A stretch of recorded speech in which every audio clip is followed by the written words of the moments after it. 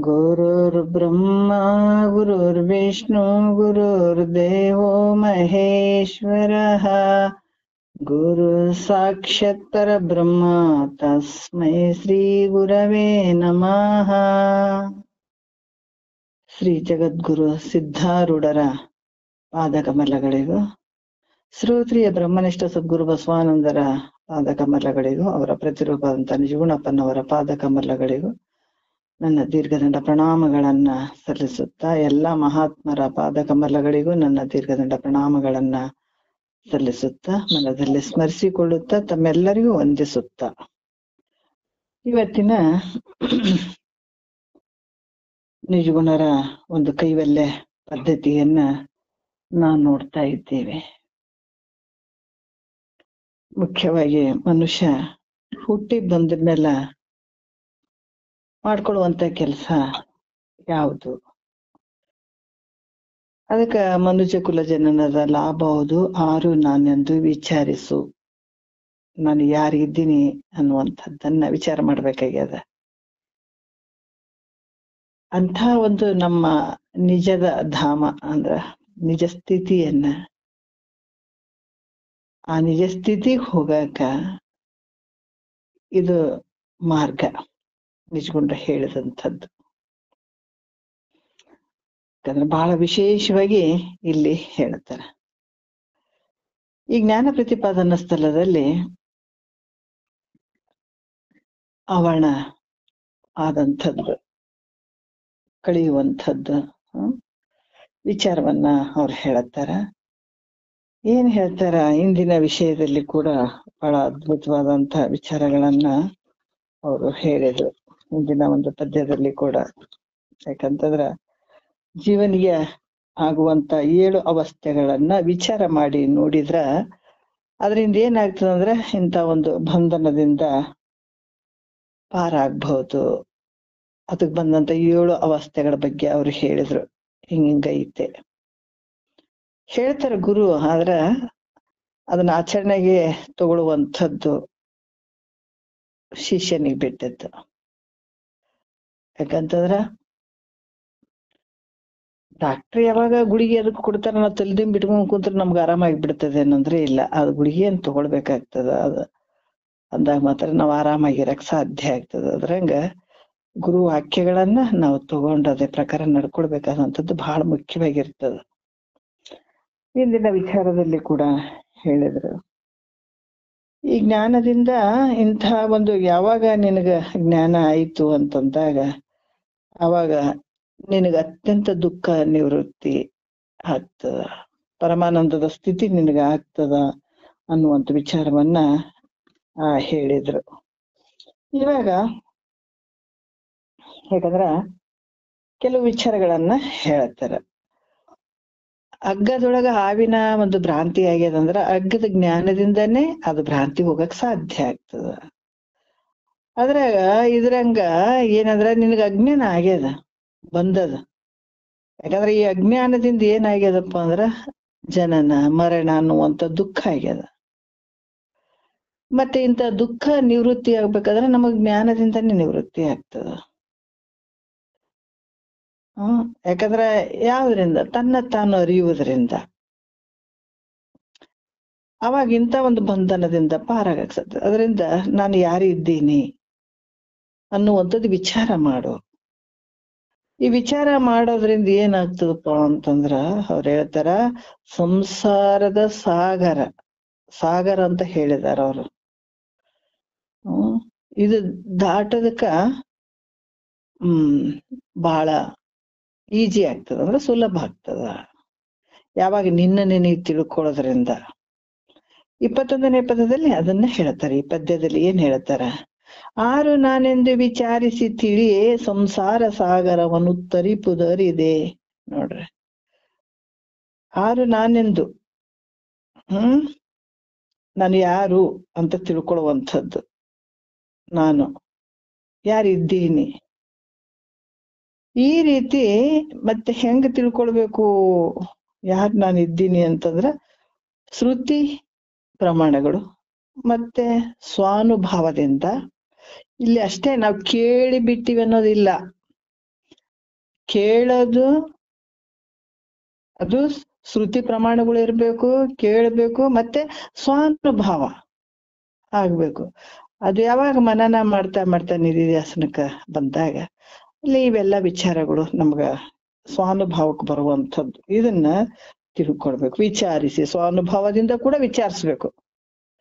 ಅದಕ್ಕೆ ಈ ಶಾಸ್ತ್ರ ಹೆಂಗೈತಪ್ಪ ಅಂತಂದ್ರ ಅಲ್ಲಿ ಇಲ್ಲಿ ಆಕಾಶದಲ್ಲಿ ಒಂದು ಅಂತಃಪುರವನ್ನು ಕಟ್ಟಿದ್ರು, ಅಂತಃಪುರ ಆಯ್ತು, ಅಲ್ಲೈತು ಇಲ್ಲೈತು ಅಂತ ಹಿಂಗೇನೋ ಹೇಳ್ತಾರ, ಪುರಾಣದ ಹೇಳ್ತಾರಲ್ಲ, ಆ ತರ ಅಲ್ಲ ಇದು. ಇದು ಅಂತರಂಗದ ಕನ್ನಡಿ. ಇದು ನಮ್ಮೊಳಗ ಏನೇನ್ ನಮ್ದು ನಾವೇ ವಿಚಾರ ಎಲ್ಲ ನಮ್ಮ ಅನುಭವಕ್ಕೆ ಬರೋಂಥವೇ ಅದಾವ ನೋಡ್ರಿ. ಅದು ಒಂದು ವಿಚಾರ ನಮ್ಮಗ ಇದೇನ್ ಅನುಭವಕ್ಕಿಲ್ರಿ ಅನ್ನಂಗೆ ಹೇಳಂಗಿಲ್ಲ ಇಲ್ಲಿ. ಅದಕ್ಕ ಇಲ್ಲಿ ಕೂಡ ಹೇಳ್ತಾರ, ಏನ್ ಹೇಳ್ತಾರ, ಆರು ನಾನೆಂದು ವಿಚಾರಿಸಿ ತಿಳಿಯೇ. ವಿಚಾರ ಮಾಡ್ಕೊಂಡು ಹೆಂಗ್ ವಿಚಾರ ಮಾಡ್ತೀಯಪ್ಪ? ಶ್ರುತಿ ಮತ್ತೆ ಯುಕ್ತಿ ಸ್ವಾನುಭಾವಗಳಿಂದ ವಿಚಾರಿಸಿ ತಿಳಿ. ತಿಳಿದಾಗ ಏನಾಗ್ತದ, ಈ ಸಂಸಾರ ಈ ಸಮುದ್ರ ಅಂತ ಹೇಳಿದಾರ ಅವರು. ಸಮುದ್ರದ ಒಂದು ಉಪಮಾನ ಕೊಟ್ಟಿದಾರ ಅವರು. ಯಾಕೆ ಕೊಟ್ಟಿದಾರ ಅಂದ್ರ, ಇಲ್ಲಿ ಜನನ ಮರಣ ಸಂಸಾರ ಅಂದಗಳೇನೆ ನಮ್ ಕಣ್ ಮುಂದೆ ಬರ್ತವೆ. ಏನು ಹೆಂಡತಿ ಮಕ್ಕಳು ಹಿಂಗಂತ. ಇಲ್ಲಿ ಯಾವ್ದಂತಂದ್ರ ಸಂಸಾರ ಅಂದ್ರೆ ಜನನ ಮರಣ ಸಂಸಾರ. ಇದು ಹುಟ್ಟುವಂಥದ್ದು ಸಾಯುವಂಥದ್ದು. ಅದಕ್ಕೆ ಪುನರಪಿ ಜನನಂ ಪುನರಪಿ ಮರಣಂ. ಯಾಕಂದ್ರ ಹುಟ್ಟಿದವರು ಸಾಯ್ಲೇಬೇಕು, ಸತ್ತವ್ರು ಹುಟ್ಟಲೇಬೇಕು. ಅದಕ್ಕೆ ಹೇಳೋದು, ಪ್ರತಿಯೊಂದು ಗಿಡ ಮರಗಳು ಅದಾವ, ಪ್ರಾಣಿ ಪಕ್ಷಿಗಳು ಅದಾವ, ಮನುಷ್ಯರ ಅದಾರ, ಹಲವಾರು ಅದಾವ ಅಂದ್ರು ಕೂಡ ಹುಟ್ಟೋದು ಸಾಯೋದು. ಯಾವಾಗ ತನ್ನನ್ನ ತಾನು ತಿಳ್ಕೊಳ್ಳದೆ ಇದ್ದಾಗ ಅದಕ್ಕೆ ಏನ್ ಬರ್ತಾವ ಅಂದ್ರೆ ಪುನರಪಿ ಜನನಂ ಪುನರಪಿ ಮರಣಂ. ಅದಕ್ಕೆ ಈ ಸಂಸಾರ ಹೆಂಗೈತೆ ಅಂದ್ರ ಅದಕ್ಕ ಸಮುದ್ರೋಪಾದಿ ಕೊಟ್ಟಿದಾರ. ಅದಕ್ಕ ಸಮುದ್ರದ ಒಂದು ಉಪಮಾನ ಎದಕ್ ಕೊಟ್ಟಿದಾರ ಅಂತಂದ್ರ, ಇದು ಒಂದು ಜನ್ಮದ್ದಲ್ಲ, ಇದು ಹಂಗ ಹುಟ್ಟೋದು ಸಾಯೋದು. ಅದಕ್ಕೆ ಈ ರೀತಿಯಾಗಿ ಇದು ಒಂದೇ ಜನ್ಮ ಐತಪ್ಪ ಅಂತ ಅದಕ್ಕ ಮಹಾತ್ಮರು ಭಯ ಪಟ್ರು. ಹೆಂಗಂದ್ರ ಇದು ಒಂದೇ ಜನ್ಮ ಆದ್ರ ಯಾರು ಇಷ್ಟೆಲ್ಲ ಕಷ್ಟಪಡೋ ಅವಶ್ಯಕತೆನೇ ಇರ್ಲಿಲ್ಲ. ಇದ್ದದ್ದು ಏನ್ ಈ ಭೂಮಿಗೆ ಬಂದಿವಪ್ಪ ಎಲ್ಲ ಐತೆ, ಆದ್ರ ಇಲ್ಲೇ ಉಂಡು ತಿಂದು ಆಯ್ತು ಹೋಗ್ಬಿಡ್ತೀವಲ್ಲ, ಮುಗ್ದ ಹೋಯ್ತು ಅಂತ ನೆಮ್ಮದಿಯಾಗಿ ಇದ್ದು ಬಿಡ್ತಿದ್ರು ಮಹಾತ್ಮರು. ಇಷ್ಟೆಲ್ಲ ಯಾಕೆ ಕಷ್ಟಪಟ್ರು, ಹಿಂಗೆಲ್ಲ ಯಾಕೆ ಬಂದ್ರು ಅಂದ್ರ ಮುಂದ್ ಹೆದರಿದ್ರು ಅವ್ರು. ಈ ಶರೀರಕ್ಕೆ ಹೆದರಿದ್ರು. ನಮಗಿವತ್ತು ಭಯ ಇಲ್ಲ ಶರೀರದ್ದು. ಅವ್ರು ಹೇಳ್ತಾರೆ, ಬಾಲಕ ತರುಣ ಜರಜೀರ್ಣ ರೂಪಾಗಿ ಮೇಲೆ ನರಕಿಯಾಗಿ ಬಳಿಕಿ ಕ್ರಮದೋಳು ತಾಳಲಾರೆನು ತನುವನು ಶಂಭುಲಿಂಗವೇ ಅಂತ ಹೇಳಿದ್ರು ಅವ್ರು. ಒಂದಲ್ಲ ಎರಡಲ್ಪ, ಈ ಶರೀರ ಎಷ್ಟಂತ ತೊಡಬೇಕು, ಎಷ್ಟಂತ ಬಿಸಾಕ್ಬೇಕು. ನೋಡ್ರಿ, ವೇದವ್ಯಾಸರು ಕೂಡ ಅಲ್ಲಿ ಕಾಶಿಗೆ ಹೋದಾಗ ವಿಶ್ವನಾಥನ ಮುಂದಪ್ಪ ಎಷ್ಟು ಈ ಶರೀರಗಳು ಎಲ್ಲ ವೇಷ, ಈ ಭೂಮಿ ಮೇಲೆ ಬಂದು ಬಹಳಷ್ಟು ವೇಷಗಳನ್ನ ಹಾಕಿ ಹಾಕಿ ಸಾಕಾಗ್ ಹೋಗ್ಯದ. ಇನ್ನು ಸಾಕೋ ಈ ವೇಷಗಳಿನ್ನ ಸಾಕಂತ ಇಲ್ಲಿಗೆ ಬಂದ್ ಮಾಡಿಬಿಡಪ್ಪ ಅಂತ ಕೇಳ್ತಾರ. ಯಾಕಂದ್ರೆ ಒಂದಲ್ಲ ಎರಡಲ್ಲ ಈ ಶರೀರ ಬಂದಂಥವು. ಅದಕ್ಕೆ ಅದರ ಧರೆಯನ್ನೆಲ್ಲವನ್ನು ಸಣ್ಣಿಸಿ ಧೂಳಿ ಮಾಡಲ್ ಪರಮಾಣುಗಳೆನಿತೆನಿತು ದೇಹವನ್ನು ಧರಿಸಿ ತೊಂದೊಂದು ಜೀವರ ಬಸರೋಳು ಬಂತು. ಮರಳಿ ನೀನ್ ಅತ್ತ ತಿರುಗದಂತೆ ರಚಿಸದೆ ಎಂತ ನಿನ್ನ ಬುದ್ಧಿಗಿದ್ದೆ ಐತಿಲ್ಪ ನಿನಗ. ಎಷ್ಟು ಒಂದು ಜನ್ಮಗಳನ್ನ ತೊಟ್ಕೊಂಡು ಬಂದಿದಿ, ಶರೀರವನ್ನ ಬಿಟ್ಕೊಂಡು ಬಂದಿದಿ. ಅದಕ್ಕೆ ಸಣ್ಣಿಸಿ ಧೂಳಿ ಮಾಡಲ್ ಪರಮಾಣುಗಳೇನಿತೆನಿತು ದೇಹವನ್ನು ಧರಿಸಿ ತೊಂದೊಂದು ಜೀವರ ಬಸರೋಳು ಬಂದು. ಇನ್ನು ಸಾಕಿಂತ ಜೈಲಿಗೆ ಬರೋದು ಸಾಕಪ್ಪ, ತಾಯಿ ಅನ್ನುವಂಥ ಗರ್ಭಕ್ಕೆ ಬರೋದು ಸಾಕು ಅಂತ ನಿನ್ಗ ಅನ್ಸವಲ್ದನ? ಒಂದ್ಸಲ ಜೈಲಿಗೆ ಹೋಗಿ ಬಂದ ಮನುಷ್ಯ ಎಷ್ಟೇ ಆಗ್ಲಪ್ಪ ನಾನ್ ಸರಿ ಇರ್ಬೇಕಂತ ಹೇಳ್ಬಿಟ್ಟು ಆತ ತಿದ್ಕೋತಾನೆ. ಯಾಕಂದ್ರೆ ಅಲ್ಲಿ ಕಷ್ಟ ನೋಡಿ. ಆದ್ರ ನೀನ್ ಎಷ್ಟು ಸಲ ಹುಟ್ಟಿ ಬರ್ತಿದಿ ಅಂತ ಜೈಲಿಗೆ ಹೋಗಿ ಬರ್ತಿದಿ ಅಂತಂದ್ರ ಮತ್ತೆ ನಿನಗ ಸಾಕಪ್ಪ ಇನ್ನು ಹೋಗೋದು ಅಂತ ಅನ್ಸವಲ್ದನ? ಜೈಲಿಗೆ ಹೋಗೋದು ಸಾಕು ಅಂತ.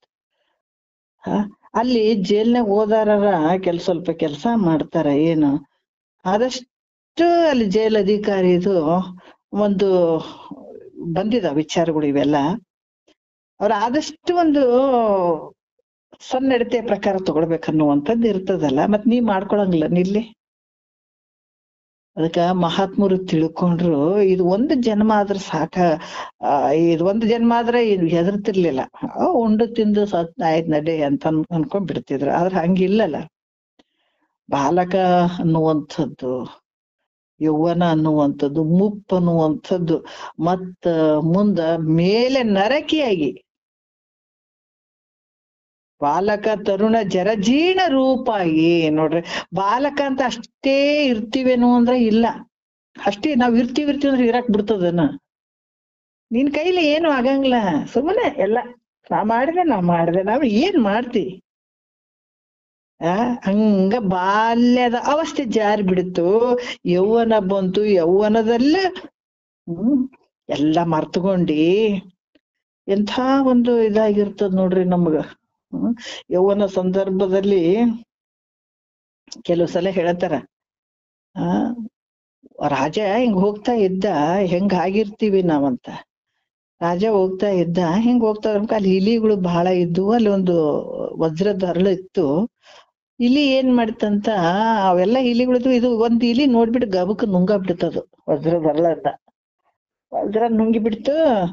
ಅವ ರಾಜ ಗೊತ್ತಾಯ್ತು, ಏನ್ ಮಾಡೋದು, ವಜ್ರ ನುಂಗಿ ಬಿಡ್ತಲ್ಲ, ಯಾವ್ದು ಆ ಇಲಿ ನುಂಗಿ ಬಿಡ್ತು, ನಾನ್ ನೋಡ್ಬಿಟ್ಟೆ ಅಂತ ಅಂದ ಮಂತ್ರಿಗೆ. ಮಂತ್ರಿ ಹುಷಾರಿದ್ದ, ಇದ್ ಹೆಂಗಾರ ಮಾಡಿ ಅದನ್ನ ವಜ್ರದನ್ನ ತೆಗಿಯೋಣ, ನೋಡೋಣ ಹೆಂಗ್ ತೆಗಿತೀಯಪ್ಪ, ಎಲ್ಲ ಇಲಿಗಳು ಮತ್ತೆ ಕಲ್ತು ಬಿಟ್ಟವು, ಮತ್ತ ಅದು ವಜ್ರನ ಹೆಂಗ್ ತೆಗಿಬೇಕು ಅಂದಾಗಿಲ್ಲ ಅಂತ ಹೇಳ್ರಿ, ನೀವ್ ನೋಡ್ರಿ, ಒಂದು ಮಜಾ ನೋಡ್ರಿ ಹೆಂಗ್ ಮಾಡ್ತೀನಿ ಅಂತ ಹೇಳಿ.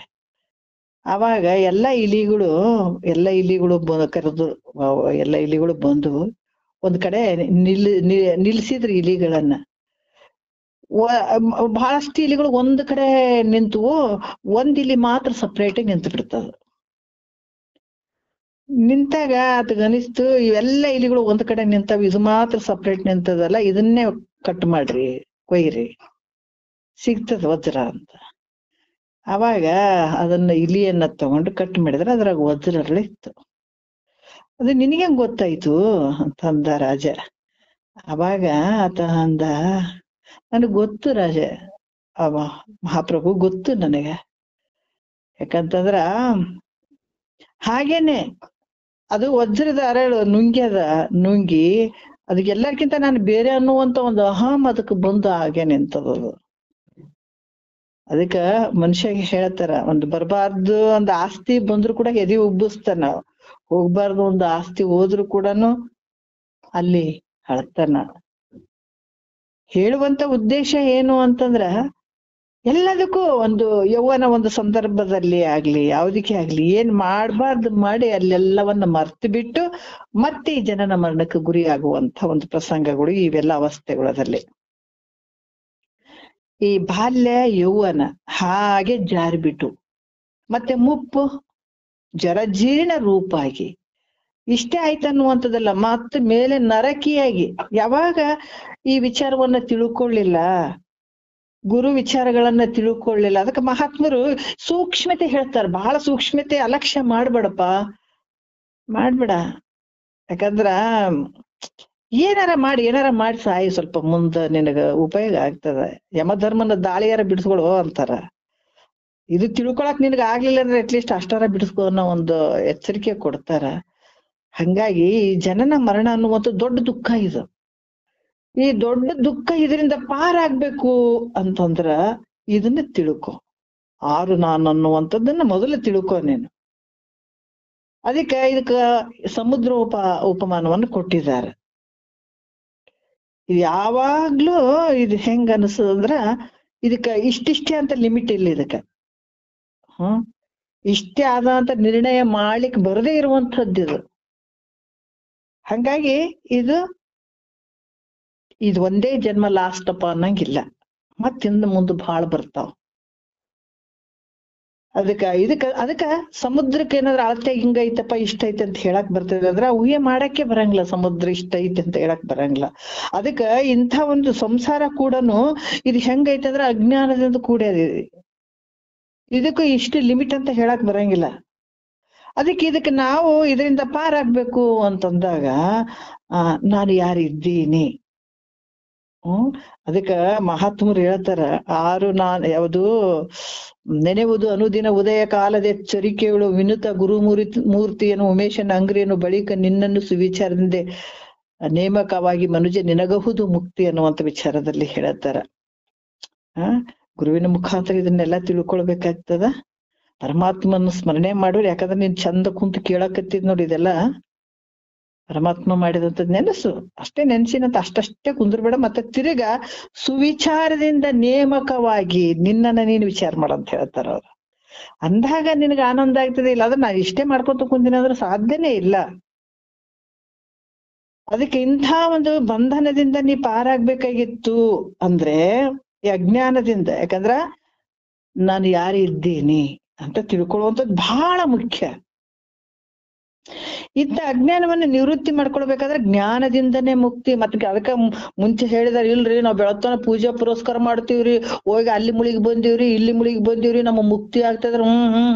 ಸಾಧ್ಯನೇ ಇಲ್ಲ. ಅಷ್ಟು ತೀರ್ಥಯಾತ್ರೆಗೆ ಓದಿವ್ರಿ, ಇಷ್ಟು ತೀರ್ಥಯಾತ್ರೆಗೆ ಓದಿವ್ರಿ, ಆ ಕರ್ಮ ಮಾಡಿದಿವ್ರಿ, ಈ ಕರ್ಮ ಮಾಡಿದಿವಿ, ಯಜ್ಞ ಯಾಗಾದಿಗಳನ್ನ ಮಾಡಿದಿವಿ, ಜಪ ತಪವನ್ನ ಮಾಡಿದಿವಿ. ಅದು ಯಾತಕ್ ಮಾಡಿದಿ? ಕಾಮ್ಯ ಭಾವನೆಯಿಂದ ಮಾಡಿದ್ರೆ ಭೋಗಕ್ಕೆ ಗುರಿ ಆಗ್ತಿ. ನಿಷ್ಕಾಮ ಪುಣ್ಯದಿಂದ ಮಾಡಿದ್ರೆ, ಆ ಕರ್ಮದಿಂದ ಮಾಡಿದ್ರ ಏನಾಗ್ತದ? ಶುದ್ಧ ಆಗುವಂಥದ್ದು. ಅಂತ ಕಡೆ ಶುದ್ಧಿಗೆ ಮಾತ್ರ ನಡೆಯುವಂಥದ್ದು ಹೊರತಾಗಿ ಅಲ್ಲಿ ಮೋಕ್ಷ ಬಯಸ್ಬೇಡನೆ, ಸದಾಕಾಲ ಆನಂದ ಬಯಸ್ಬೇಡ. ಅಲ್ಲಿ ಎಲ್ಲೇನ ಒಂದ್ ಕರ್ಮ ಮಾಡಿ ನನಗೆ ಆನಂದ ಆಗ್ಲಿ, ನನಗ ಮುಕ್ತಿ ಆಗ್ಲಿ ಅನ್ನಂತ ಅಲ್ಲೆಲ್ಲ. ಯಾಕಂತಂದ್ರ ನಂಬು ಜ್ಞಾನವನ್ನೇ ಕರ್ಮವೆಂಬ ಜಾಲದೋಳು ಸಿಲ್ಕಿ ಅಂಬಲಿಸದಿರು ಮುಕ್ತಿ ಎಂಬಯಸಿ ಮನುಷ್ಯ. ಅಂಬಲ್ ಮಾಡಕ್ ಹೋಗ್ಬೇಡಲ್ಲಿ. ಅದಕ್ಕ ಇಂಥ ಅಜ್ಞಾನದ ಏನು ಅಜ್ಞಾನದಿಂದ ಇಷ್ಟೆಲ್ಲ ದುಃಖ ಬಂದಂಥದ್ದು. ಇದು ಒಂದಲ್ಲ ಎರಡಲ್ಲ ಅದು. ಅದಕ್ಕ ಇದರಿಂದ ನೀನು ಪಾರಾಗ್ಬೇಕಾಗಿತ್ತು ಅಂದ್ರ ಜ್ಞಾನದಿಂದನೇ ನಿವೃತ್ತಿ ಆಗ್ತದ. ಜ್ಞಾನದಿಂದನೇ ಅಂಥ ಒಂದು ಆನಂದದ ಒಂದು ಮನಿಗ್ ನೀ ತಲುಪಕ್ಕಾಗ್ತದೆ. ಯಾಕಂದ್ರೆ ಮತ್ ಬೇರೆ ಏನೋ ಮಾಡ್ಕೊಂಡು ನಾನು ಅಲ್ಲಿಗೆ ಹೋಗ್ತೀನಿ, ಸಾಧ್ಯನೇ ಇಲ್ಲ ಅಲ್ಲಿ. ಅದರಿಂದ ತನ್ನ ಯಾವಾಗ ನಿನ್ನ ನಿಜ ಸ್ವರೂಪ ನಿನಗಾಯಿತು, ಅದಕ್ಕೆ ಹೇಳ್ತಾರೆ ಹೆಂಗೈತೆ ನಿನ್ನ ಅರಿವಿನ ಸ್ವರೂಪ, ಅದರಿಂದನೇ ಎಲ್ಲ ವ್ಯವಹಾರ ನಡೆದದು. ನಿಂದು ತಿಳ್ಕೊಳ್ಳಿಲ್ಲಂದ್ರ ಎಂತ ಒಂದು ಅಜ್ಞಾನಪ್ಪ. ಅದಕ್ಕ ನಿನ್ನ ನಿಜ ಸ್ವರೂಪದ ಜ್ಞಾನ ಆಯ್ತು ಅಂತಂದ್ರ ಈ ಜನನ ಮರಣದಿಂದ ಪಾರಾಗ್ತಿ. ಅದಕ್ಕ ಹೇಳ್ತಾರಲ್ಲ, ಅಂದು ಹಿಂದೆನ್ನದೆ ಬಂಧನ ಕಳಿಯೋ ತಂದೆ ಮಾತಂಡರ ಪಾದವ ಪಿಡಿಯೋ ಬಂಧದ ವೈದ್ಯ ಶ್ರೀ ಗುರುವಿನ ಅರಿಯೋ ಸಂಸಾರ ತಿಳಿಯೋ ನೀ ಕನಸಿನ ಪರಿಯೋ ಕಲ್ಲು ದೇವರ ನಂಬಿ ನೀ ಕೆಡುವಿಯಲ್ಲೋ ಬಲ್ಲಿದ ಗುರುವಿನ ನೀ ಪಡೆಯಲಿಲ್ಲೋ ಕಲ್ಲು ದೇವರ ನಂಬಿ ನೀ ಕೆಡುವಿಯಲ್ಲೋ. ನೋಡ್ರಿ ಅದ್ಭುತವಾಗ್ಯಲ್ಲ. ಕಲ್ಲ ದೇವರ ನಂಬಿ ನೀ ಕೆಡ್ತೀಯಲ್ಲೋ, ಎಲ್ಲವನ್ನ ಬಲ್ಲಂತ ಗುರುವಿನ ಬಿಡ್ಬಿಟ್ಟಿ. ಹೆಂಗ್ ದಾಟ್ತಿಯಪ್ಪ? ನಿನ್ಗೆ ಯಾವ ಜನ್ಮಕ್ಕೂ ಮುಕ್ತಿ ಆಗ್ತದ, ಯಾವ ಜನ್ಮಕ್ಕೆ ಆನಂದ ಆಗ್ತದ ನಿನಗ? ಎಷ್ಟು ಅದ್ಭುತವಾಗಿ ಹೇಳ್ತಾರ. ಆದ್ರ ನಿನ್ನ ನಿಜ ಸ್ವರೂಪದ ಜ್ಞಾನ ಆಗೋವರೆಗೂ ಈ ಜನನ ಮರಣ ದಾಟಕ್ ನಿನಗ ಆಗೋದೇ ಇಲ್ಲ, ಈ ದುಃಖ ದಾಟಕ್ ಆಗೋದೇ ಇಲ್ಲ. ಅಂದಾಗ ಏನ್ ಮಾಡವ? ಈಗ ತಿಳ್ಕೊ, ಚೆನ್ನಾಗಿ ತಿಳ್ಕೊ. ಗುರು ಮುಖಾಂತರ ತಿಳ್ಕೊಂಡಿ ಅಂದ್ರ ನೋಡಪ್ಪ, ಅದಕ್ಕ ಮಾನವ ಇದು ನರಜನ್ಮ ದಿಂದಿಸದೋಳು ಮಿಗಿಲುಂಟೆ ಅಂತ ಇದನ್ನ ಪಡ್ಕೊಳಕ್ ಬಂದದು. ಇದು ಶರೀರ ಎದೆದಕ್ಕ ಕಳಿಬೇಡ, ಇದಕ್ಕ ಏನೇನೋ ಮಾಡಿ ಹಾಳು ಮಾಡ್ಕೊಂಡ್ ಬಿಡ್ಬೇಡ. ಇದು ಮತ್ತೆ ತಿರ್ಗೋ ಬರೋದಲ್ಪ. ಇದು ಎಷ್ಟು ಸಾಧ್ಯತೆ ಮಾಡು. ನಿನಗ್ ಬಹಳಷ್ಟು ಪ್ರತಿಬಂಧಕಗಳು ಬರ್ತಾವ ಮಧ್ಯೆ. ನಿನಗ ಅಷ್ಟು ಈಜಿಯಾಗಿ ಮುಂದಕ್ಕೆ ಹೋಗಕ್ ಬಿಡಂಗಿಲ್ಲ ಇವು. ಹೋರಾಡಿ, ಇದ್ರ ಜೊತೆ ಹೋರಾಡು. ಕುರುಕ್ಷೇತ್ರ ಯುದ್ಧ ಏನ್ ಹೇಳಿದಾನ ಶ್ರೀಕೃಷ್ಣ ಬಹಳ ಅಜ್ಞಾನಿಗಳಿಗೆ ಒಂದ್ ಕಥೆ ರೂಪದಾಗ ಹೇಳಿರ್ಬೋದು. ಅದು ಶರೀರದ ಒಳಪಟ್ಟದ್ದು. ಹೋರಾಡು, ಎಷ್ಟು ಹೋರಾಡ್ತೀವಿ ಹೋರಾಡು. ಏನ್ ಒಂದೇ ಸಲಕ್ಕ ಪಾಂಡವರಿಗೆ ಸಿಕ್ಬಿಡ್ತೇನ ರಾಜ್ಯ? ಎಷ್ಟು ಗದ್ದಲ ಆಯ್ತು, ಎಷ್ಟು ಕಷ್ಟಪಟ್ಟು. ಭಗವಂತ ಇರ್ಲಿಲ್ಲ, ಜೊತೆಗಿದ್ದ, ಆದ್ರೆ ಇವ್ರು ಕಷ್ಟಪಡೋದು ಪಡ್ಲಾರ್ದ ತಲುಪಿ ಬಿಟ್ರ. ಅನಂತ ರೀತಿಯಿಂದ ಕಷ್ಟ ಆಯ್ತು ಅವರಿಗೂ. ಅಷ್ಟು ಸುಲಭ ಅಲ್ಪ ಇದು ಸಿಗೋದು. ಹೋರಾಡ್ಬೇಕು, ಸಿಗ್ತದ, ಖಂಡಿತ ಸಿಗ್ತದ. ಅದಕ್ಕಾಗಿ ಹೋರಾಡು. ನಿನ್ನೊಳಗ ಹೋರಾಡಿದು, ಹೊರಗಡೆ ಅನ್ನೇ ಅಲ್ಲ, ನಿನ್ನೊಳಗ ಹೋರಾಟ ನಡಿಬೇಕಿದು. ಅಂದಾಗ ಅಂಥ ಒಂದು ನಿಜ ಸ್ವರೂಪದ ಜ್ಞಾನ ನಿನಗಾಯ್ತು ಅಂದಾಗ ಇಲ್ಲಿ ಈ ಜನನ ಮರಣ ಅನ್ನುವಂಥ ದುಃಖ ಏನಾಗ್ತದ, ಅದು ನಿವೃತ್ತಿ ಆಗ್ತದಪ್ಪ. ಕಷ್ಟ ನಿವೃತ್ತಿ ಆಗ್ತದ. ಹಂಗ ಬಿಟ್ರೆ ನಿನ್ನ ದುಃಖದಿಂದ ಯಾವಾಗ ಪಾರಾಗ್ತಿ ಹೇಳು? ಬರೀ ನನಗ ಹಂಗಾಯ್ತಪ್ಪ ಹಿಂಗಾಯ್ತಪ್ಪ ಅಂತ ಕುಂತ್ರ ಆಗ್ಬಿಡ್ತದೇನ? ಹಿಂಗ್ ಮಾಡ್ಕೊ ಅಂತ ಹೇಳ್ತಾರ. ಅದಕ್ಕ ಈ ಸಂಸಾರ ಬಹಳಷ್ಟು ದೊಡ್ಡದೈತಪ್ಪ. ಕೆಲವು ಸಲ ಅಂಕ್ರಿ ದಾಟಕ್ ಹೋಗ್ತದ. ಬಹಳಷ್ಟು ಜನ ನಾವ್ ಹೇಳ್ತೀವಿ, ನಮ್ನ ಕುಣಿಲಕ್ ಬರ್ಲ ನೆಲ ಅಂಕೊಡಂಕ ಅಂತ. ನಾವ್ ಸಂಸಾರಸ್ತ್ರಿ ನಮಗ್ ಹೆಂಗಾಗ್ತದ್ರಿ ಅಂತ. ಎಲ್ಲ ಮಾಡಕ್ ಆಗ್ತದೆ, ಇದು ಮಾತ್ರ ಮಾಡಕ್ ಆಗಲ್ಲ ನಮ್ಗ.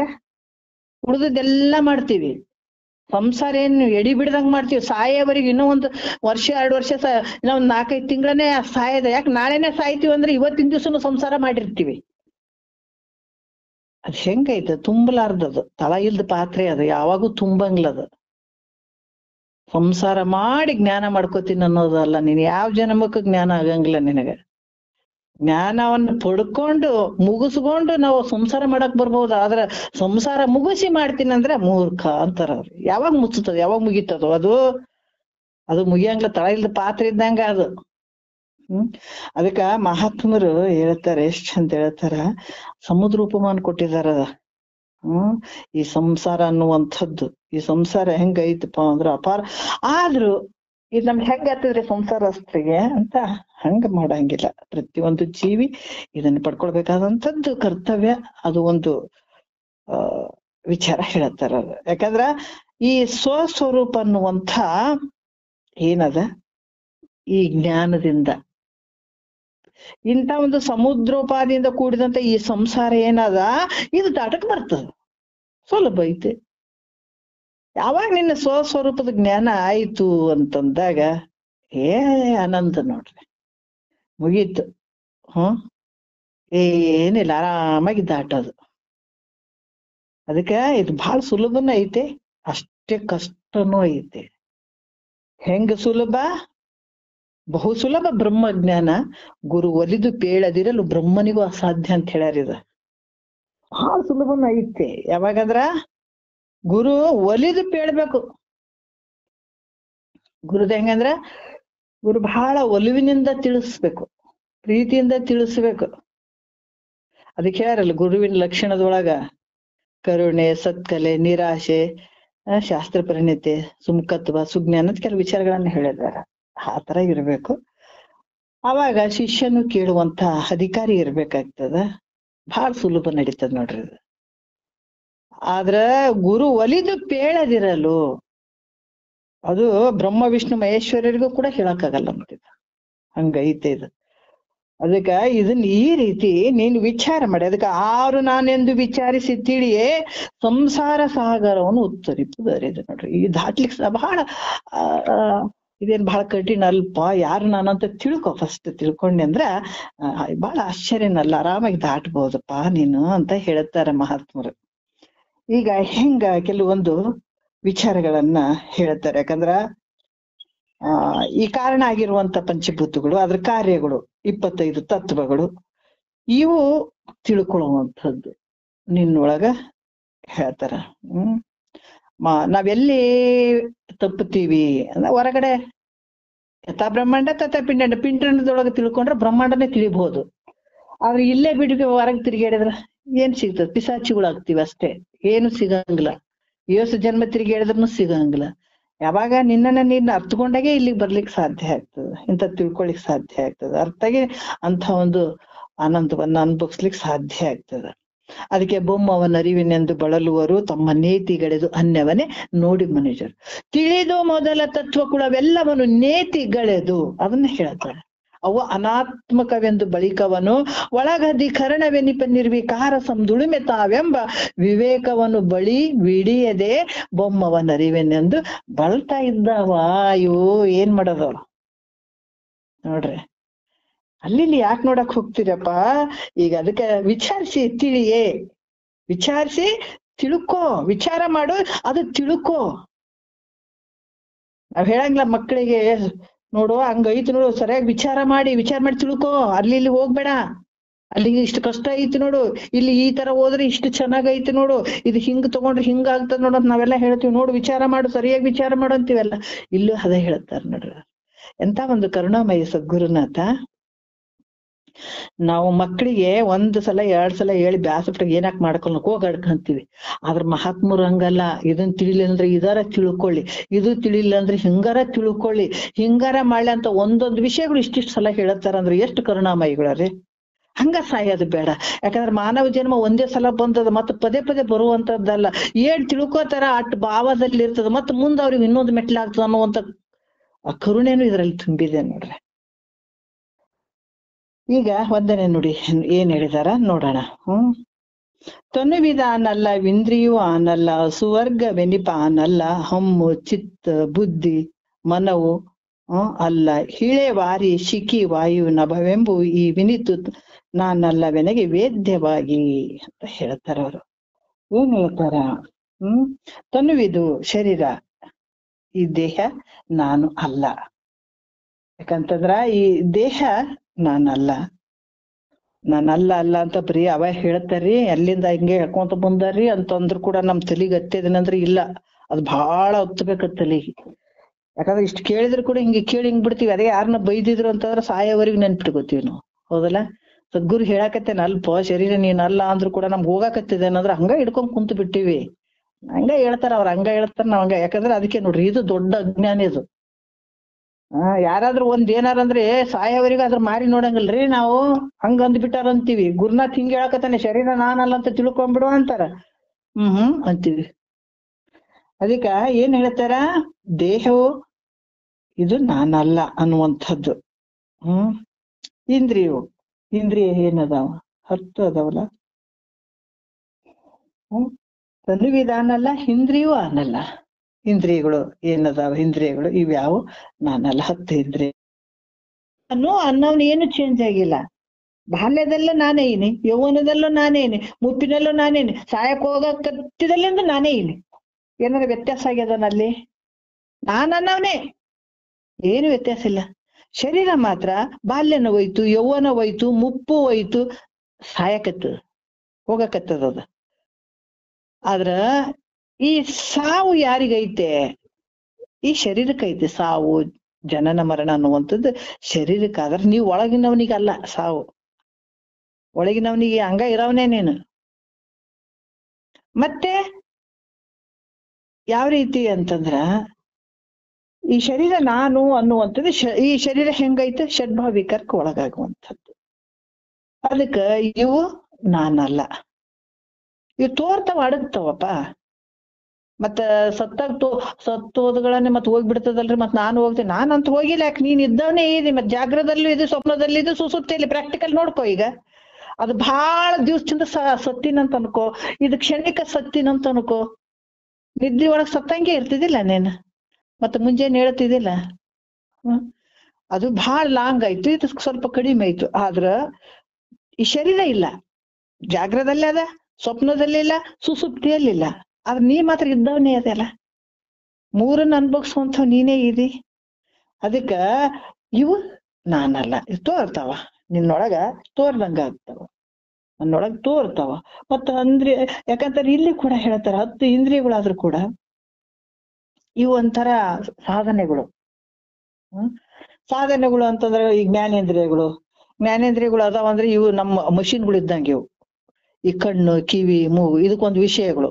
ಕಿವಿಗೆ ಒಂದು ಶಬ್ದ ವಿಷಯ ಐತೆ, ಕಣ್ಣಿಗೆ ನೋಟದ ಒಂದು ರೂಪದ ಒಂದು ವಿಷಯ ಐತೆ. ಈ ಬಾಯಿಗೆ ಮತ್ ರುಚಿನೇ ಇರ್ಲ ಅಂದ್ರೆ ಬಾಯಿ ಏನ್ ಕೆಲಸ ಮಾಡ್ತದೆ ಹೇಳ್ರಿ? ಬಾಯಿಗೆ ರುಚಿದ ಕೆಲಸ ಅದ. ಇವೊಂದೊಂದು ಕೆಲಸಗಳು, ಇವಕ್ಕೆಲ್ಲ ವಿಷಯಗಳು ಕೊಟ್ಟಾನ, ಇವಕ್ಕೊಂದೊಂದು ಕೆಲಸ.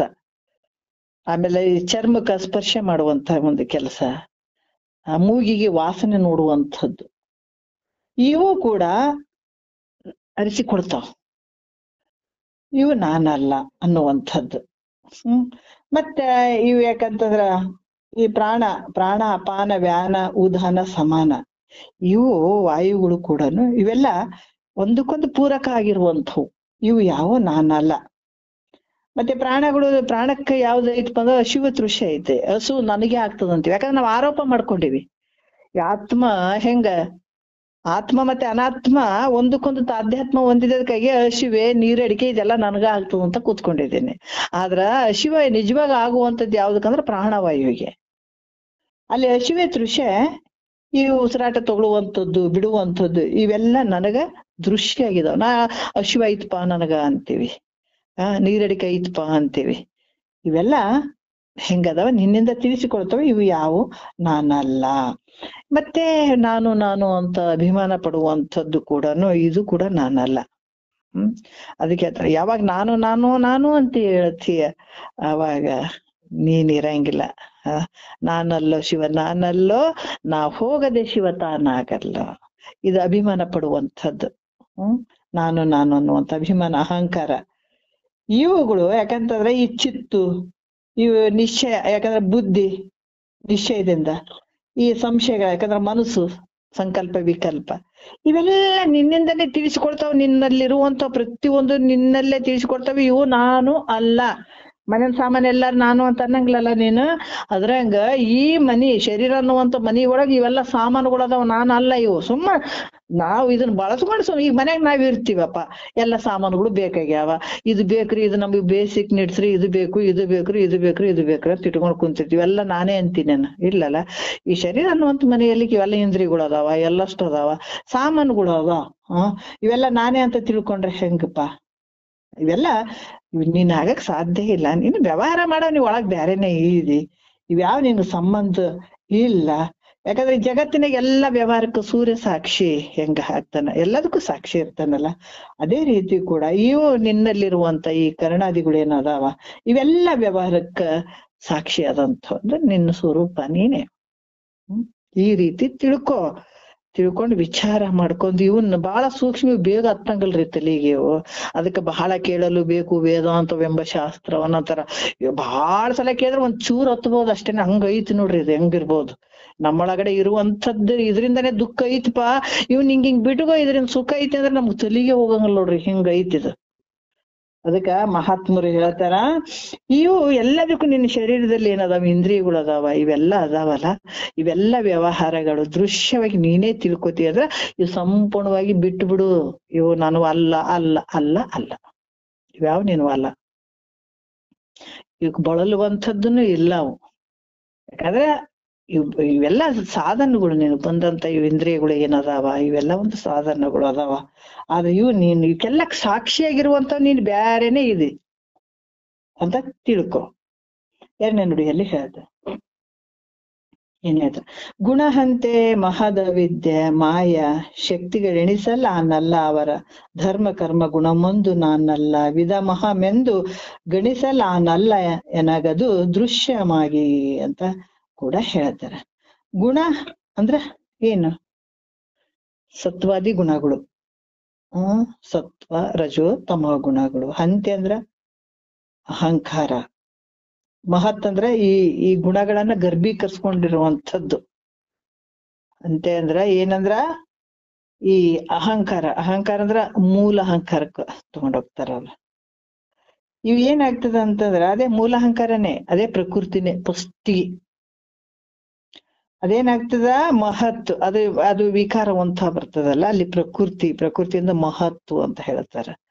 ಮಹತ್ ಅಂತರ ಮೂರು ಗುಣಗಳನ್ನ ಮೂರು ಅಹಂಕಾರಗಳನ್ನ ಗರ್ಭೀಕರಿಸ್ಕೊಂಡಿರ್ತದೆ. ಇದು ಒಂದು ಬೀಜ ನೆಲಕ್ಕೆ ಬಿದ್ದ ತಕ್ಷಣನೇ ಅದು ಆ ಕಡೆ ಗಿಡನೂ ಆಗಿರಂಗಿಲ್ಲ, ಈ ಕಡೆ ಬೀಜನೂ ಇಲ್ಲ, ಮಧ್ಯೆ ಊದ್ಕೊಂಡಿರ್ತದ ನೋಡು ದಪ್ಪ. ಅದ್ರಂಗ ಇಲ್ಲಿ ಮೂಲ ಅಹಂಕಾರವು. ಇದರಿಂದ ಏನಾಗ್ತದ ಅಂದ್ರ ವೈಕಾರಿಕ, ತೈಜಸ್ಸು ಮತ್ತೆ ಭೂತಾದಿ ಅನ್ನುವಂತ ಅಹಂಕಾರಗಳನ್ನ ಗರ್ಭೀಕರಿಸ್ಕೊಂಡಿರ್ತದ. ಅದು ಮಹತ್ವ ಅಂತ ಹೇಳ್ತಾರ ಅದಕ್ಕ. ಅಹಂಕಾರ ಅಂದ್ರೆ ಈ ಅಹಂಕಾರ ಅಲ್ಲ, ಮೂಲ ಅಹಂಕಾರ. ನಾನು ಮೂಲ ಅಹಂಕಾರ. ಅದರಿಂದ ಇಲ್ಲಿ ವಿಕಾರತೆ ಹೊಂದಿ ಅದು ಪ್ರಕೃತಿ ಅಂತ ಕೂಡ ಹೇಳ್ತಾರೆ. ಅದರಿಂದ ಇಲ್ಲಿ ಏನಂದ್ರೆ ಮಹತ್ ಅಂದ್ರೆ 3 ಅಹಂಕಾರಗಳನ್ನ ಗರ್ಭೀಕರಿಸ್ಕೊಂಡಿರ್ತದ. ಅದು ಅದರಿಂದಾನೇ ಶುರು ಆಯ್ತು ಇಲ್ಲಿ ಮೂಲ ಅಹಂಕಾರದಿಂದ. ಮತ್ತೆ ತ್ರಿಗುಣಗಳಿಗೆ ಇವು ಬೀಜಗಳು. ಅದು ವೈಕಾರಿಕ ಸತ್ವ, ತೈಜಸ್ಸು, ರಜೋ, ಭೂತಾದಿ, ತಮೋ. ಈ ಮೂರು ಗುಣಗಳಿಗೆ ಅಹಂಕಾರಗಳು ಬೀಜಗಳು. ಈ ರೀತಿ ತಿಳ್ಕೊಳ್ಬೇಕು. ಮಹತ್ ಯಾಕಂದ್ರೆ ಇದು 3 ಗುಣಗಳನ್ನ ಏನಾಗ್ತದ ಗರ್ಭೀಕರಿಸ್ಕೊಂಡಿರ್ತದ. ಅದ್ರಲ್ಲೇ ಈ ಸತ್ವ, ರಜೋ, ತಮೋ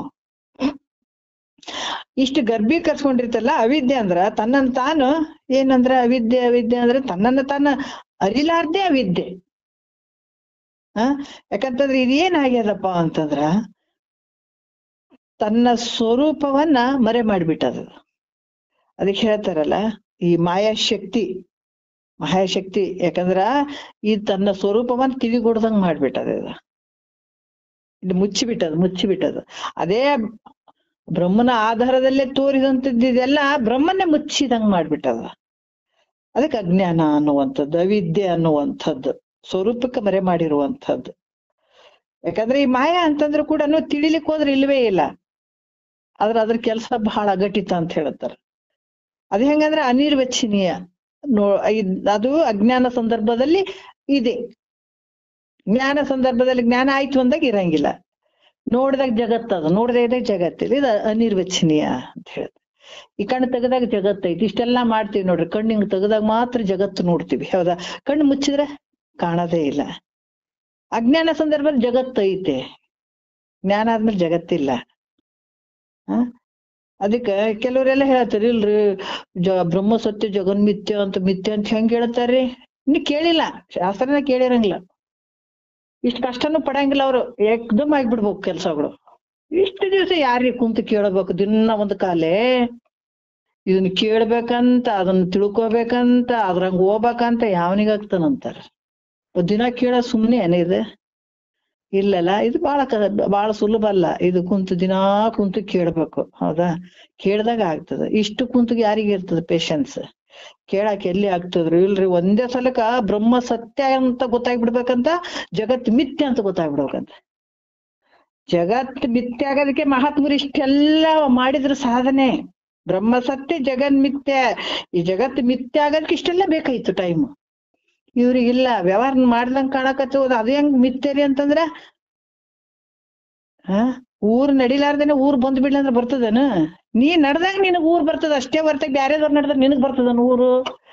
ಇಲ್ಲಲ್ಲ. ಅದ್ರಂಗ ಇದು ಬ್ರಹ್ಮ ಸತ್ಯ ಐತಪ್ಪ, ಜಗತ್ ಮಿಥ್ಯ ಐತಪ್ಪ ಅಂತ ಕೇಳಕ ಇಷ್ಟೆಲ್ಲ ಬೇಕು. ಇದು ಪೂರ್ತಿ ಪಕ್ಕ ಆಗ್ಬೇಕಲ್ಲ ಅದು. ಆಗವರೆಗೂ ಇದು ಪ್ರಯತ್ನ ಇರ್ಬೇಕು. ಮಾವಿನ ಗಿಡ ಆಗ್ಯದ, ಹಣ್ಣು ಬಾಳ ರುಚಿ ಅದಾವ್ರಿ, ತಿಂದ ಬಿಟ್ಟಿವೇನ? ಟೈಮ್ ಎಷ್ಟು ತಗೊಳ್ತದ ಅದಕ್ಕ? ಮಾವಿನ ರುಚಿ ಗೊತ್ತದ ನಮ್ಗ, ತಿನ್ಬೇಕಾಗ್ಯದ. ಈಗ ಗೊತ್ತದ ಅಂತಂದ್ರು ಕೂಡ ಅದು ಎಷ್ಟು ಪ್ರೊಸೆಸ್ ಬೇಕು, ಎಷ್ಟು ದಿವಸ ಟೈಮ್ ತಗೊಳ್ತದ ಅದು ಪಕ್ಕ ಆಗೋದಕ್ಕ. ಇದು ಹಂಗಾನೆ. ಅವ್ರಿಗೆ ಏನ್ ಹೇಳ್ಬೇಕು? ಇಲ್ಲ ಒಂದೇ ದಿವ್ಸಕ್ಕೆ ಹೇಳ್ಬಿಡ್ರಿ ಅಂತ, ಅದ್ ಬಿಟ್ಟು ಎಂತ ಮಾತುಗಳಿವೆಲ್ಲ. ಅದಕ್ಕ ಇಲ್ಲಿ ಏನ್ ಹೇಳ್ತಾರ? ಅನಿರ್ವಚನೆ. ಯಾಕಂತಂದ್ರ ಇಲ್ಲಿ ಭೂತ ಭೌತಿಕ ಕಾರ್ಯರೂಪ ಪ್ರಪಂಚಕ್ಕ ಏನಾಗ್ಯದ ಕಾರಣವಾಗಿಯೂ ಈ ಮಾಯ ಅನ್ನುವಂಥದ್ದು. ಬ್ರಹ್ಮವು ಇದ್ದ ಬ್ರಹ್ಮವನ್ನ ಇಲ್ಲ ಅನಿಸ್ತದೆ ಇದು. ಯಾಕಂದ್ರ ಇರದೇ ಇರುವಂತ ಲೋಕವನ್ನ ಐತಪ್ಪ ಅನಿಸ್ತ, ಅಷ್ಟು ಶಕ್ತಿ ಐತಿ ಮಾಯೆಯಲ್ಲಿ. ಯಾಕಂತಂದ್ರ ಇದು ಅಘಟಿತ ಅಂತ ಹೇಳ್ತಾರ. ಅಂತ ಒಂದು ಶಕ್ತಿ ಐತ್ರಿ ಇದು ಮಾಯ ಅನ್ನುವಂಥದ್ದು. ಹಂಗಿಂಗ ಅಲ್ಲ ಇದು. ಅದಕ್ಕೆ ನಿಮ್ ಕಥೆ ಎಲ್ಲ ಗೊತ್ತಿರ್ತದ. ಒಬ್ಬ ನಾರದ ಮಹರ್ಷಿ ಗುರುಗಳ ಜೊತೆ ಹೋಗ್ಬೇಕಾದಾಗ ಸ್ವಲ್ಪ ಹಿಂಗೆ ಸಿಂಪಲ್ ಆಗಿ ಹೇಳ್ಬಿಡ್ತೇನೆ. ನೀರ್ ತಗೊಂಡ್ ಬರೋ, ನೀರಡಿಕಾಗ್ಯದ ಅಂತಂದ್ರು. ಆಯ್ತು ನೀರ್ ತರ್ತೀನಿ ಅಂತ ಹೋದ. ಅಲ್ಲಿ ಬಾವಿ ಮೇಲೆ ನೀರ್ ಕುಡಿಬೇಕಾದ್ರ ಹಿಂಗೆ ರಾಜನ್ ಮಗಳು ಮತ್ತೆ ಕೆಲವರು ಸಖಿಯರ ಜೊತೆ ಆಕಿ ಬಂದಿದ್ದು ನೀರ್ ಕೊಡುವಂತ ಹಿಂಗ್ ನೀರ್ ಕೈ ಹೊಡೆದಾಗ ಆಕಿ ನಾನೇ ನೀರ್ ಹಾಕ್ತೀನಿ ಅಂತ ಹೋಗ್ತಾಳ. ನೀರ್ ಹಾಕ್ತಾಳ, ಹಿಂಗ ನೋಡ್ತಾನ. ಆಕಿ ಚೆನ್ನಾಗ್ ಅನಿಸ್ತಾಳ. ಅದಕ್ಕಿಂತ ಮೊದಲ ಆತ ಮಾಯ ಅಂದ್ರೆ ಏನಂತ ಕೇಳಿರ್ತಾನ ಗುರುಗಳಿಗೆ. ಹೌದಾ, ಹೇಳ್ತೀನಿ ಮಾಯ ಅಂದ್ರೆ ಎಂತದಂತ ಹೇಳಿರ್ತೀನಿ ಅಂತ ಹೇಳ್ತಾನ. ಆಮೇಲೆ ಆತ ಮುಂದ್ ಹೋಗಿ ಕೂತ್ಕೊಂಡು ಸ್ವಲ್ಪ ನೀರ್ ಅಡಿಕೆ ಆಗ್ಯದೋ ನೀರ್ ತಗೊಂಡ್ ಬಾರೋ ಅಂತ ಹೇಳತಾನ. ಅವಾಗ ಅಲ್ಲಿ ಆಕಿ ಅವ್ರು ಸಿಗ್ತಾರ ಹೆಣ್ಮಕ್ಳು. ಆಕಿ ಒಬ್ಬಾಕಿನಿಂದ ಹೋಗ್ತಾನ. ಆಕಿ ರಾಜನ ಮಗಳು ಇರ್ತಾಳಂತಕಿ. ಹೋಗಿ ಅಲ್ಲಿ ಒಳಗ ಹೋಗ್ತಾನ. ಹೆಂಡತಿ ಅವನ್ ರಾಜನ್ ಹೆಂಡತಿ ಇರಂಗಿಲ್ಲ ಅಂತ ಹೇಳ್ತಾರ. ಹೋಗಿ ಆಕಿನೂ ಮನ್ಯಾಗ ಹೋಗ್ತಾಳ. ಇವನು ಹಿಂದಿಂದ ಆಕಿನ ರೂಪಕ್ ಮರಳಾಗಿತ್ತು, ಹಿಂದಿಂದ ಹೋಗ್ಬಿಟ್ಟ. ಹೋಗಿ ಆತ ಆಕಿ ಅಂದ್ರಪ್ಪ, ನಮ್ಮ ಮದ್ವೆ ಆದ್ರ ಈ ಋಷಿನ ಮದ್ವೆ ಆಗ್ತೀನಿ ಅಂತಂದ. ಈತ ಬೇರೆ ಮ್ಯಾಲ ಒಂದ್ ಸ್ವಲ್ಪ ಕಾವಿ ಬೆಟ್ಟಿ ತರನೇ ಹಾಕೊಂಡಿದ್ದ. ಆತಂದ ಈ ಸನ್ಯಾಸಿಗೆ ಮದ್ವೆಗೆ ಏನ್ ಮಾಡ್ತೇವ ಬ್ಯಾಡ ಅಂತಂದ. ಇಲ್ಲಪ್ಪ ನಾನು ಅವನ್ನ ಮದ್ವೆ ಆಗ್ತೀನಿ ಅಂದ. ಇವನು ಒಪ್ಕೊಂಡಿದ್ದ. ಆಕಿನ ಮೋಹಕ್ ಅದಕ್ಕಿನ್ ರೂಪಕ್ಕೆ ಮರಳಾಗಿ ಇವ ಹಿಂದ್ ಬೆನ್ನ ಹತ್ತಿ ಬಿಟ್ಟಿದ್ದ. ಆಯ್ತು ಬಿಡು ಅಂತ ಹೇಳ್ಬಿಟ್ಟು ಎಲ್ಲ ಕಾವಿ ಬೆಟ್ಟಾಗಿ ಎಲ್ಲ ಒಗದ್ ಬಿಟ್ಟ. ನಾನು ಏನನ್ನಾದ್ರೂ ಮಾಡಕ್ ರೆಡಿ ಇದೀನಿ, ಈಕಿನ್ನ ಮದ್ವೆ ಆಗ್ತೀನಿ ಅಂತ ಅವನು ರೆಡಿ ಆದ. ಇಬ್ರು ಮದ್ವಿನೂ ಆಯ್ತು. ಯಾರೋ ಆ ಊರಿನ ಮೇಲೆ ದಂಡೆತ್ತಿ ಬಂದ್ರು. ಅವ್ರ ಅಪ್ಪನೂ ಸತ್ ಹೋದ. ಮಕ್ಳುನು ಆದು, 1-2 ಮಕ್ಳು ಆದವು. ಇದೀಗ ಮೊದಲೇ ಯುದ್ಧ ಅದೇನು ಕಲ್ಸಕ್ ಬರಂಗಿಲ್ಲ ಮಕ್ಳಿಗೆ. ಬೇರೆ ಊರಿಂದ ದಂಡೆತ್ತಿ ಆ ಊರಿಗೆ ಬಂದ್ರು. ಬಂದಾಗ ಇವ್ರಿಗೆ ನಿನ್ನ ಹೊಡೆದ ಹಾಕೋರವ್ರು. ಹಂಗಾಗ್ಬಿಟ್ಟು ಇವ್ರೇನ್ ಮಾಡಿದ್ರು, ಹೆದರಿ ಬಿಟ್ಟು ಮಕ್ಳನ್ ಕರ್ಕೊಂಡು ಮನಿ ಬಿಟ್ಟು ಗಂಡ ಹೆಂಡತಿ ಹೋಗ್ಬಿಟ್ರು. ಮನಿ ಬಿಟ್ಟು ಹೋಗ್ಬಿಟ್ರು. ಅಲ್ಲಿ ಒಂದು ನದಿ ಇತ್ತು. ಹುಡುಗರು ಹಶುವಾಗ್ಯದ ಅಂತ ಕೂತ್ಕೊಂಡ್ರು. ಏನು ಇರ್ಲಿಲ್ಲ. ಹಣ್ಣು ತರ್ತೀನಿ ಇಲ್ಲೇ ಕೂತ್ಕೊಡ್ರಂತ ಹೆಣ್ತಿನ ಕೂಡ್ಸಿ 2 ಮಕ್ಳನ್ನ ಕುಂದಿರ್ಸಿ ಹಣ್ಣು ತರಕಂತ ಈ ಅಪ್ಪ ಹೋದ. ಹುಡುಕಿದ ಹಣ್ಣು ಸಿಗ್ಲಿಲ್ಲ. ಅಷ್ಟೊತ್ತಿಗೆ ಜೋರ್ ಮಳೆ ಬಂದು ನದಿ ಪೂರ್ತಿ ಹರ್ಕೊಂಡು ದೊಡ್ಡ ಪ್ರಮಾಣದಾಗ ಹರಿಯಕ್ ಶುರುವಾಯ್ತು. ಆ ನದಿ ಒಳಗ ಹೆಣ್ತಿ ಮಕ್ಳೆಲ್ಲ ಕೊಚ್ಕೊಂಡು ಹೋಗ್ಬಿಟ್ರು. ಇವ ಹಣ್ಣು ತಗೊಂಡ್ ಬಂದ್ ನೋಡ್ತಾನೆ, ಎಲ್ಲಾ ಕೊಚ್ಕೊಂಡ್ ಹೋಗ್ಯಾರ. ಅಯ್ಯೋ ಹೆಂಡ್ತಿ ಮಕ್ಳಂತ ರಂಪಾ ರುಡಿ ಅಳ್ತಾನ. ಅಪ್ಪ ನಾನಿನ್ ಸತ್ಯ ಹೋಗ್ತೀನಿ, ನಾ ಇರೋದೇ ಇಲ್ಲ ಅಂತ ಕೈ ಹಿಂಗ್ ಮಾಡಿ ಹೇಳ್ಬೇಕಾದ್ರ ಅಲ್ಲಿ ಗುರುಗಳು ಕುಂತಿದ್ರು. ಈತ ಕೈ ಹಿಂಗ್ ಮಾಡಿದ, ಕೈ ಹಿಂಗ್ ಹಿಡಿದ್ರು ಗುರುಗಳು. ಹಿಂಗ ನೋಡ್ತಾನ. ಗುರುಗಳು ನಿಂತಾರ. ಅಂದ್ರೆ ಏನಪ್ಪಾ ಅಂತಂದ. ಆಮೇಲೆ ಪಟ್ನ ಎದ್ದ ನೋಡ್ತಾನ. ನೋಡಿದ್ಮೇಲೆ ಅವಾಗ ನೀರ್ ತಂದಿಯೇನೋ ಅಂದ.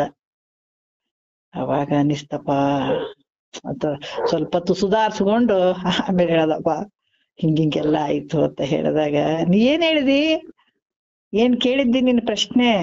ಮಾಯೆ ಅಂದ್ರೆ ಏನು, ಇದೇ ನೋಡಪ್ಪ ಮಾಯೆ ಅಂತ. ಅವಾಗ ಪೂರ್ತಿ ಅರಿವಿಗೆ ಬಂತು. ಹಂಗ ಹೆಂಗ್ ತೋರಿಸ್ತದಿದು ಅಂತಂದ್ರೆ ಸತ್ಯ ಏನನ್ನಂಗ, ಇದ್ದದನ್ನ ಇಲ್ದಂಗ್ ಮಾಡ್ತದ, ಇಲ್ದನ್ನ ಆದನಂಗೆ ಮಾಡಿ ಇದನ್ನ ಜನರನ್ನ ಮರಳು ಮಾಡಿ ಇಷ್ಟೆಲ್ಲ ನೂಕಿ ಬಿಡುವಂತ ಅಘಟಿತ ಶಕ್ತಿ ಮಾಯೆಯಲ್ಲೇ ಇತ್ಪ ಅಂತ ಇಲ್ಲಿ ಹೇಳುವಂಥದ್ದು. ಈ ರೀತಿಯಾಗಿ ಇದೇನಂದ್ರ ಆವರಣವನ್ನ, ಇದು ನಿನ್ನ ಸ್ವರೂಪಕ ಆವರಣವನ್ನ ಉಂಟು ಮಾಡುವಂಥದ್ದಿದು. ಅದಕ್ಕೆ ಅವಿದ್ಯೆ ಮತ್ತು ಮಾಯೆ ಇವೆರಡು ಬಹಳಷ್ಟು ನಿನಗ ದುಃಖವನ್ನ ಕೊಡ್ತವೆ. ಅದಕ್ಕ ಇವು ಯಾವ ನಾನು ಅಲ್ಲ ಅನ್ನುವಂಥದ್ದು. ಇವೆಲ್ಲ ಯಾವ ನಾನಲ್ಲ. ನಾಮರೂಪಾತ್ಮಕ ಜಗತ್ತು, ಈ ಘಟಪಟಾದಿ ವಸ್ತುಗಳು ಇವ್ಯಾವ ನಾನಲ್ಲ ಅಂತ ತಿಳ್ಕೊಳ್ಳುವಂಥದ್ದು.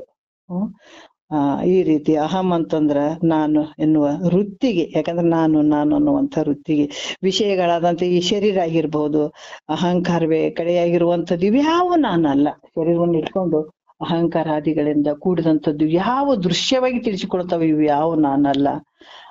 ಅಹಂ ಇದಂ, ಅದು ಇದು ಅಹಂ, ಇವ್ಯಾವ ವೃತ್ತಿಗಳು ನಾನಲ್ಲ. ಇವೆಲ್ಲ ನನಗೆ ದೃಶ್ಯ ಆಗಿ ತಿಳಿತಾವ.